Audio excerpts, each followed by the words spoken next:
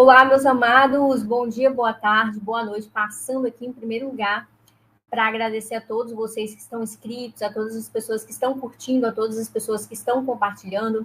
Pessoal, neste exato momento, copia e cola essa grande live, essa super live aí nos grupos do WhatsApp, nos status do WhatsApp. Vai chamando a galera para estar aqui ao vivo, porque a gente tem muitas notícias para poder passar neste exato momento. Em primeiro lugar, a prisão aí determinada hoje, já foi preso aí, a Polícia Federal entrou em ação, já foi descoberto também os mandantes aí do assassinato do Jair Messias Bolsonaro e também pegou fogo aí dentro do Supremo Tribunal Federal neste exato momento, devido ao ministro Alexandre de Moraes. Doutor, o que aconteceu? Pessoal, o IOF, o Luiz Inácio Lula da Silva tinha uma posição, o Congresso com outra posição, caiu na mão do ministro Alexandre de Moraes. Entretanto, todavia, ele jogou fogo aí e gerou a confusão entre o Congresso, entre o Luiz Inácio Lula da Silva e entre o ministro Alexandre de Moraes. Todos os ministros abandonaram o ministro Alexandre de Moraes, o Gilmar Mendes, e aí também o André Mendonça sentou o pau e por aí vai. Muitas informações neste exato momento e a queda é certa, principalmente agora. O presidente Trump já direcionou as sanções aí do passaporte e outras situações. A gente está acompanhando, não sei se vai ter pena de morte, eu não sei o que acontece ali dentro dos Estados Unidos, fica meio encoberto, mas a gente sabe que tudo que desvia daquilo que é necessário dentro dos Estados Unidos, o presidente Trump acaba tomando algumas atitudes bem severas e não vai ser distante aí, direcionado ao ministro Alexandre de Moraes e todos os ministros que estão envolvidos aí em situação que violam a soberania do presidente Trump dentro dos Estados Unidos. Pessoal, estamos com 85, a gente vai por partes, porque é muita informação. Entretanto, todavia, eu quero falar aí sobre o mandante da morte do presidente Jair Messias Bolsonaro. O presidente Trump, juntamente com seus policiais dentro dos Estados Unidos, trouxeram todos os detalhes de suma importância. Estamos com 83. Coloca aí nos comentários o número do like de vocês e vai compartilhando, pessoal. Estou sentindo uma bomba para vocês não vão acreditar. Aliás, vocês vão acreditar. Vocês lembram do Adélio Bispo, né?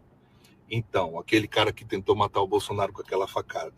E nunca deu nada, nunca acharam quem foi o mandante. A agência descobriu fortes ligações, fortes indícios entre Jean Willis, aquele que fugiu do Brasil assim que o Bolsonaro venceu as eleições. Quer dizer, assim que ele viu que o Bolsonaro não morreu, ele vazou do Brasil e nunca mais voltou. Só que esse assunto morreu, né? A Polícia Federal não conseguiu. A Polícia Federal é tão boa, né, para achar pelo em ovo, mas não conseguiu nada sobre o caso da tentativa de assassinato do Bolsonaro. Pois é, tentaram encobertar, nós vamos atrás, nós vamos descobrir, espalhe essa informação, vamos trazer esse assunto de novo à tona, porque tentaram matar o nosso presidente. E ninguém foi preso por causa disso. O Adélio foi considerado doente mental e o mandante, aliás, até pagou o advogado dele, apesar que todo mundo sabe que isso partiu da esquerda, todo mundo sabe disso, mas a pessoa ligada a isso tem nome, está fora do Brasil e está impune. Pessoal, a situação está delicada. Estamos com 76, vai dando like, vai compartilhando e vai se inscrevendo. Se você é da direita, senta o dedo aí, compartilha, pessoal, com o máximo de pessoas nos grupos do WhatsApp, nos status do WhatsApp. Pessoal, decisão de Moraes aí sobre o IOF é totalmente incondicional, uma aberração jurídica, surpreendente reação de Hugo Mota ante a decisão de Moraes sobre o IOF.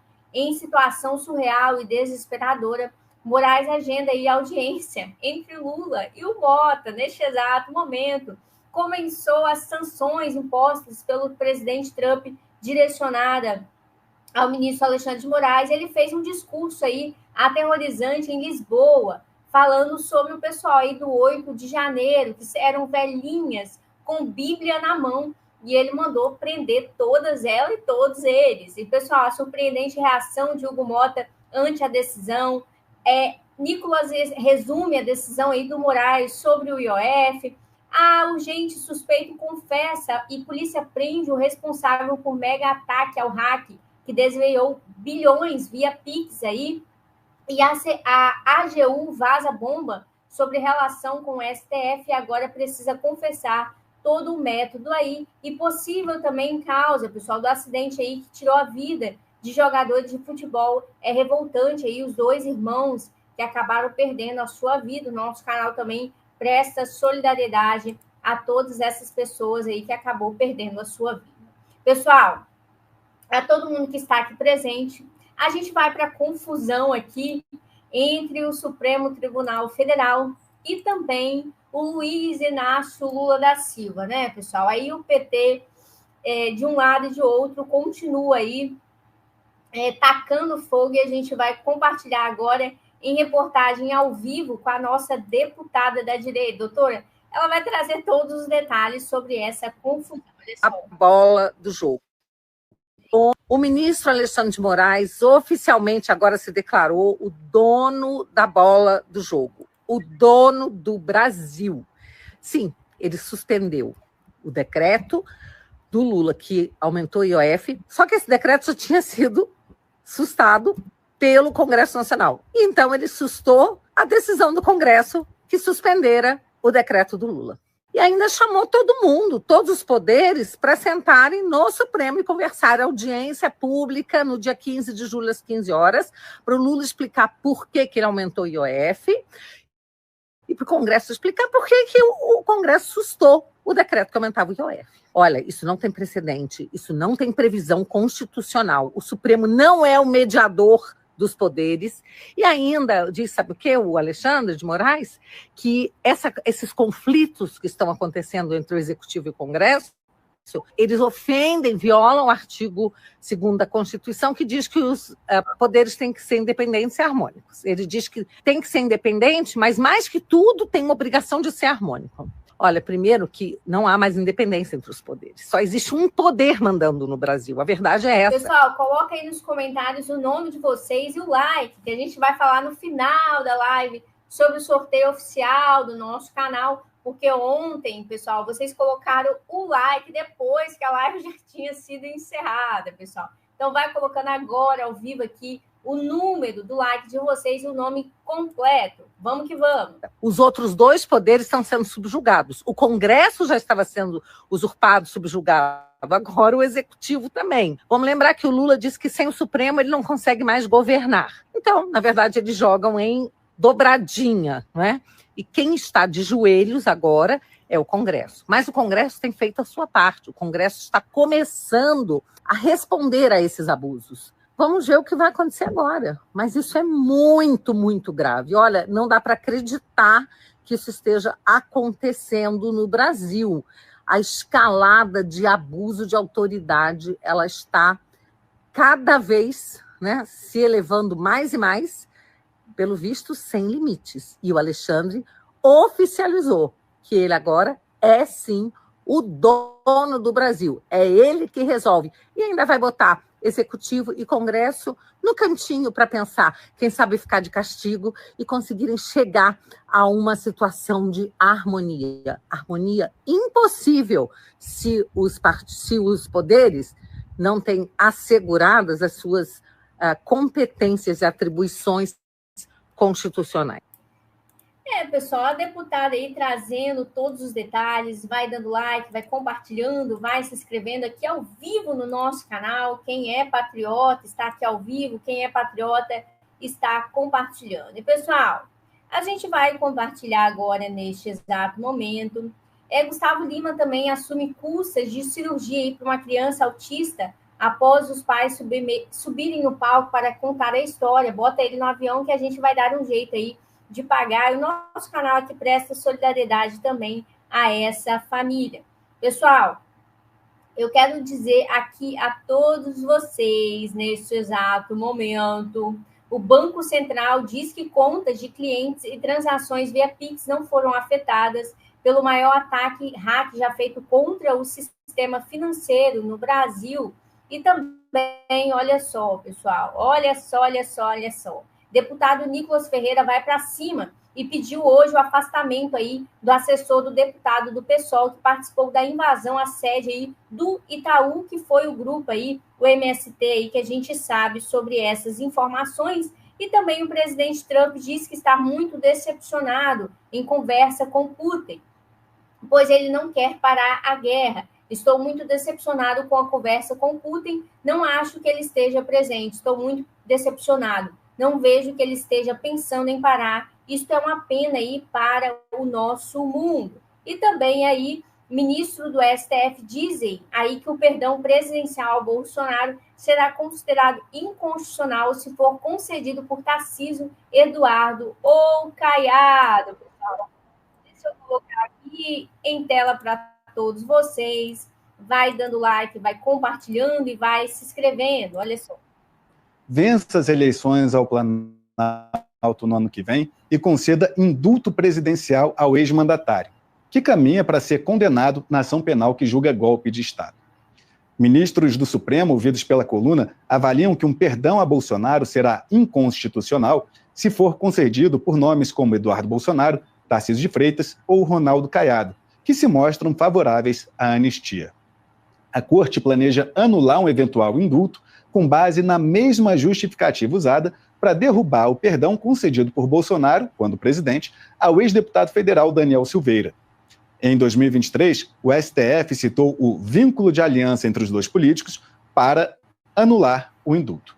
Em seu voto, a então ministra Rosa Weber afirmou que, embora o indulto individual ou graça seja um ato político privativo do presidente da República, é possível que o judiciário verifique se a concessão do benefício está de acordo com as normas constitucionais.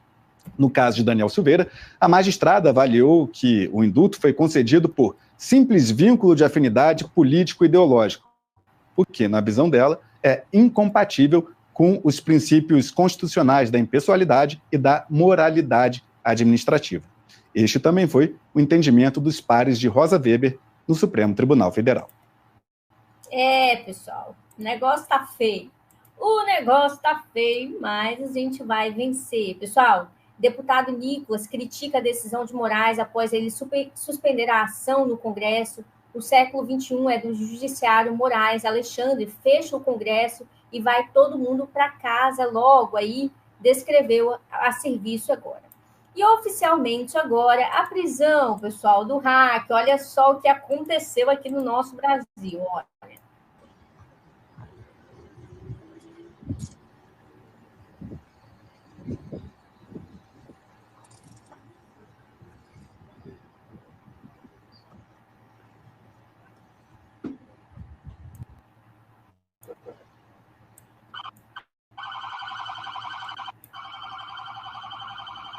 Pessoal, olha só. Polícia Civil de São Paulo prende aí o ataque, um dos suspeitos, né, do ataque hack contra prestadores de serviço do Banco Central. Ele confessou que pela máquina dele deu acesso aos hacks a sistema sigiloso aí, que foi o maior do nosso século. A todo mundo que está aqui presente, vai dando like, vai compartilhando e vai se inscrevendo. Hugo Mota, presidente da Câmara, elogia a decisão de Alexandre de Moraes sobre o IOF. A decisão do ministro Alexandre de Moraes evita o aumento do IOF em sintonia com o desejo da maioria do plenário na Câmara dos Deputados e da nossa sociedade. E Alexandre de Moraes, aí, vou compartilhar aqui na íntegra essa decisão para vocês não falarem, pessoal, que é só a gente que está trazendo aqui, olha minutos, só. Nós temos uma informação que acaba de chegar aqui em nossa redação, que diz respeito ao IOF. Alexandre de Moraes suspendeu atos do governo e do Congresso.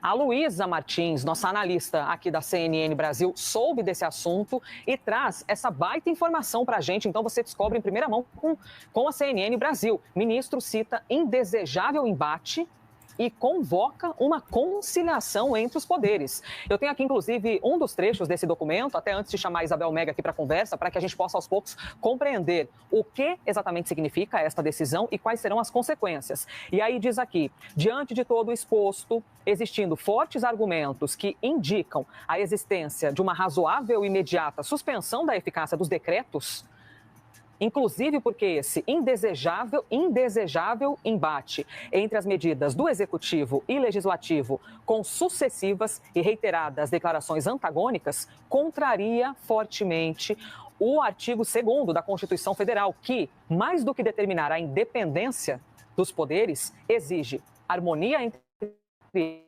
eles como princípio básico do nosso Estado democrático de direito, em busca do bem comum para toda a sociedade brasileira. E temos aqui mais algumas informações que, antes de dizê-las, eu tenho a Larissa Rodrigues, tenho também a Isabel Mega, para que nós possamos compreender tudo isso. E já uma audiência, audiência de conciliação, no dia 15 de julho de 2025, às 3 horas da tarde, pessoal, o negócio está fervendo e a gente está aqui assistindo e vendo as coisas de camarote dentro do Supremo Tribunal Federal. Pessoal, Moraes e Tarcísio discursam no Fórum de Lisboa, frente a frente. Vai dando like, vai compartilhando, vai se inscrevendo aí. Tarcísio é um forte candidato também, pessoal, olha só. Deixa eu conversar. Nossa aproximação ou não com determinados países, em especial China e Estados Unidos, eu acho que a gente tem que fazer o que a diplomacia brasileira sempre fez, né? Se pautar pela neutralidade e olhar o interesse nacional. Onde está o interesse nacional? Onde reside o interesse nacional? Porque não existe amizade entre países, existe interesse. E agora nós temos a guerra de tarifas Estados Unidos-China, nós estamos vivendo ou caminhando uma situação de desglobalização, como alguns colocam, e, de novo, isso abre uma série de janelas de oportunidades para nós, se a gente souber canalizar energia para aquilo que são as nossas vocações. E eu destaco pelo menos 3 grandes vocações: a vocação da biotecnologia, a vocação da economia do conhecimento e a vocação da transição energética. E se a gente usar a nossa energia, a gente tem condição de se sair bem nessas relações com China e com os Estados Unidos, né? Defendendo aquilo que é o interesse brasileiro.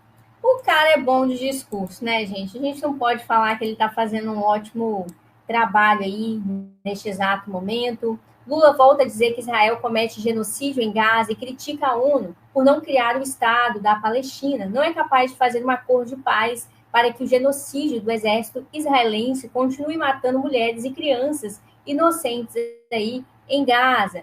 E também, pessoal, neste exato momento, as notícias agora em tempo real, Lula diz que caso ocorra tudo que ele está pensando, poderá ser eleito pela 4ª vez. Se prepare, porque se acontecer tudo o que estou pensando, este país vai ter pela primeira vez um presidente eleito aí 4 vezes. Esse foi o discurso. Coloca aí nos comentários se ele surtou, pessoal, ou se ele está bem aí das ideias. Pessoal, eu quero compartilhar com todos vocês, neste exato momento aí também, sobre uma briga do Brasil e da Argentina.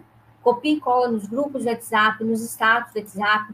Coloca aí nos comentários o número do like, pessoal, que é o joinha de vocês, que a gente está em tempo real. Olha. Hoje, lado a lado, em Buenos Aires, na cúpula dos países do Mercosul. A Argentina estava passando para o Brasil a presidência rotativa desse bloco. As caras de Milei e de Lula eram mesmo as de quem não vai muito com a cara do outro. Depois teve até um abraço forçado, tentaram.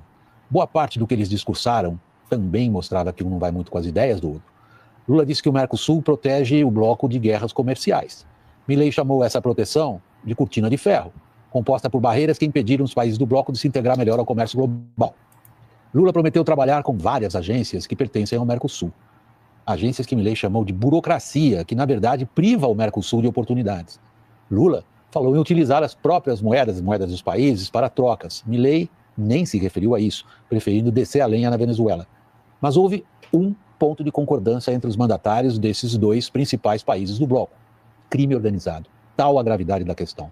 Milei chegou a pronunciar até os nomes de facções criminosas brasileiras que já se expandiram pelo subcontinente.